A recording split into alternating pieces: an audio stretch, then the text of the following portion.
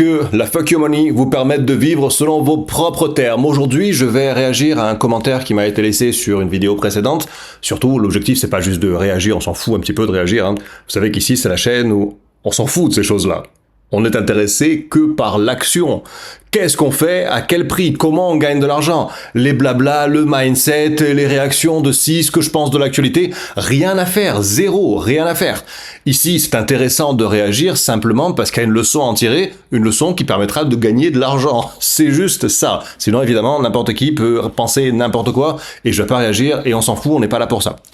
Donc, nous avons une vidéo sur laquelle je disais que le franc suisse était à un niveau de breakout, un niveau où il allait, en tout cas où il avait de grandes chances de s'apprécier, de gagner de la valeur face à l'euro, face au dollar, et c'est pour ça que c'était intéressant d'aller dessus. Et Yann, des fois, si t'as l'impression que je suis pas très bienveillant à ton égard, c'est pas le cas. C'est pas malveillant, ma réponse n'est pas malveillante, je suis pas d'accord avec toi. Pas du tout d'accord avec toi, je pense que tu te trompes.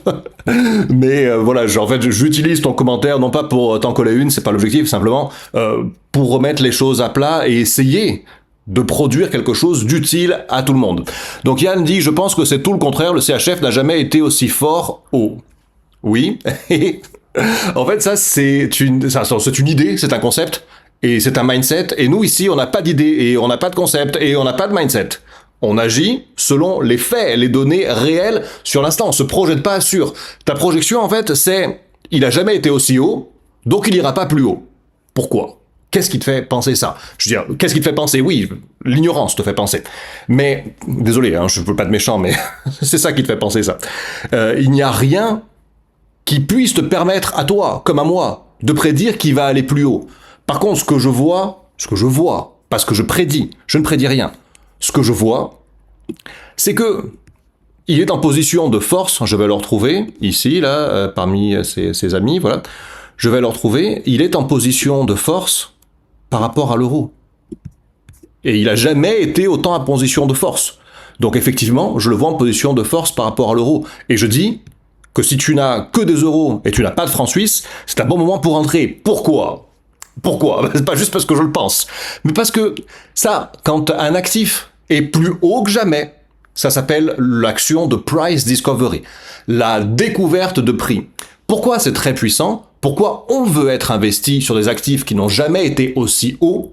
Parce que il n'y a plus rien au-dessus, je veux dire, il n'y a pas de niveau, oui là il y a une anomalie graphique, oui, mais il n'y a pas de niveau de résistance sur lequel le prix peut venir bloquer.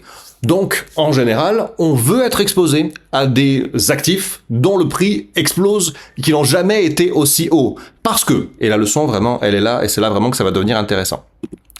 Si je prends par exemple le S&P 500, voilà, le S&P 500, bon, peut-être l'indice le plus populaire, le plus connu du monde, bien, si j'applique ta logique de il faut pas aller sur un actif qui a jamais été aussi haut, en fait, bah, je quitte le S&P 500, bah voilà, en 1860, bah allez, peut-être, je vais être gentil, allez, en 1880. En 1880, il a jamais été aussi haut, je le vends.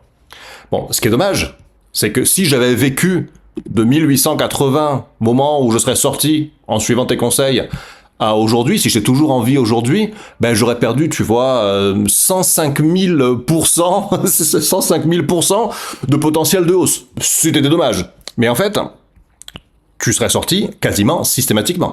Puisque si on regarde là, ok, alors, tu vois, en 1929, il était plus haut que jamais. Effectivement, là, c'était pas trop le moment de rentrer. Si t'avais pu prédire l'avenir, comme tu essaies de le faire aujourd'hui, c'était pas le moment de rentrer, non.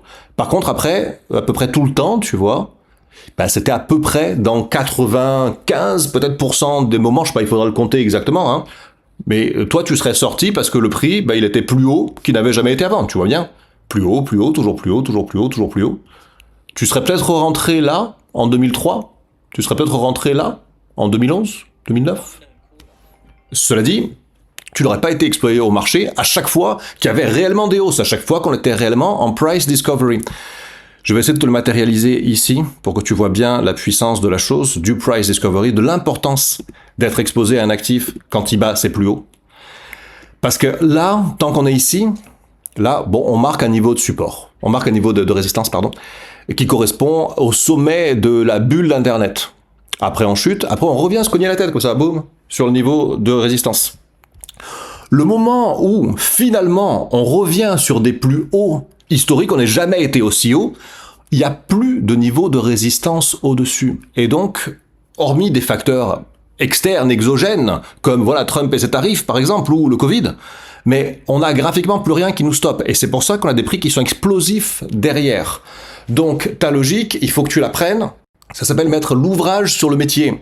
Il faut que ta théorie, ta croyance, tu la confrontes à la réalité pratique. Et tu vas te rendre compte que systématiquement, quand le prix vient de dépasser ses plus hauts qui n'a jamais été aussi haut, c'est exactement le moment où tu veux être investi, mais exactement le moment où tu veux être dans le marché. Ce que l'on attend, par exemple, si on parle des cryptos, de Bitcoin, on attend systématiquement qu'il dépasse ce qu'on appelle l'ATH, son all-time high. Tu le vois ici, je vais venir en weekly, et tu peux faire ça sur n'importe quel actif. À chaque fois qu'on a dépassé le all-time high, c'est là que les prix explosent. À chaque fois qu'on a dépassé le all-time high, c'est là que les prix explosent. Donc, c'est pas là que tu veux sortir. Normalement, c'est même là que tu veux rentrer. Je dis pas que c'est le meilleur moment. Évidemment, on peut rentrer plus tôt qu'au moment où on dépasse les plus hauts absolus. Mais voilà, ta logique, il faut que tu la réétudies à l'image de la réalité. La fuck you money, c'est pas le mindset. La fuck you money, c'est pas les croyances. La fuck you money, c'est ce qui se passe réellement dans l'action de prix. Et je te dis pas, je pense que, je crois que, je te dis, regarde, il s'est passé ça. Si le prix va là, moi je reste en position. Si le prix va là, je sortirai de position. Pour revenir dans le cas du franc suisse, je disais, je mettais un niveau, donc ici, je te la refais, pas de problème. En weekly, voilà, je te mettais un niveau ici.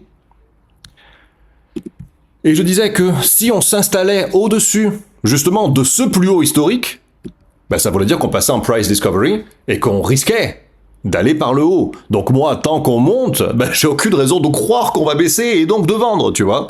Après, si le prix se retourne, c'est au lieu d'aller par le haut, de s'établir au-dessus, on revient dessous et on s'établit à nouveau. Ok, petit bug. On s'établit à niveau dans le range qui était le nôtre, le range de prix qui était là. À ce moment-là, effectivement, j'ai aucune raison de rester exposé et de penser que ça va monter, puisque en réalité, ça monte plus. Aujourd'hui, je suis en train de m'extraire du range, d'aller chercher des plus hauts. On s'établit, on reste là, génial, je reste en position. On repasse dessous, je me suis trompé. En tout cas, je me suis trompé. Toujours pas parce que j'ai pas fait de prévision. Mais en tout cas, j'estime que pour moi, il n'est plus intéressant à ce moment-là de rester exposé. Fie-toi à la réalité et pas à des croyances. Tu peux mettre ta foi en Dieu, tu peux mettre ta foi sur j'ai entendu dire que, il paraît que, je pense que, parce que ça n'a pas de réalité concrète et tangible. Sur ce, je vous le répète, que la fuck you money vous permette de vivre selon vos propres termes. Je vous remercie à tous et je vous dis à la prochaine. Ciao.